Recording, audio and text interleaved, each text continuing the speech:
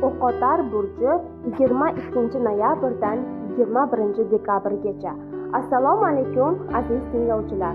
Bugun sizlar bilan eng quvnoq, sarguzashtni sevuvchi va orzular qanotida yashaydigan O'qotar burji haqida gaplashamiz. Videoni oxirigacha ko'ring va kanalga obuna bo'lishni unutmang. O'qotar burji ostida tug'ilgan insonlar ozodlikni, sayohatni va yangi narsalarni o'rganishni juda yoqtiradilar.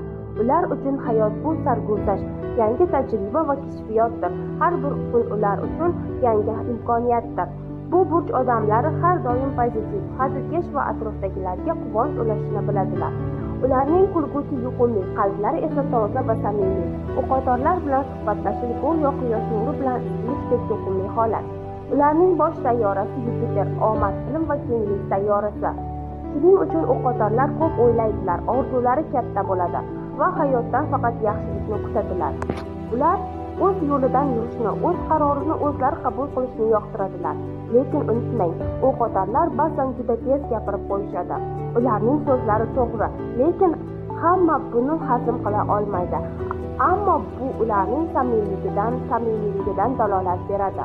Ular muhabbatda ham sadoqatli, lekin erkinlikni juda qadrlaydilar. Agar sizning sevgilingiz o'qotar bo'lsa, uni hech qachon cheklamang. Aks holda u qushday uchib ketadi. O'qotar burji uchun eng mos burjlar: Qo'y, Arslon, Tarozi.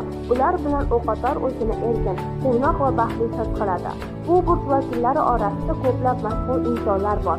Masalan, Britney Spears, Taylor Swift va Brad Pitt ham o'qotar burjida tug'ilgan. Agar siz ham o'qotar bo'lsangiz,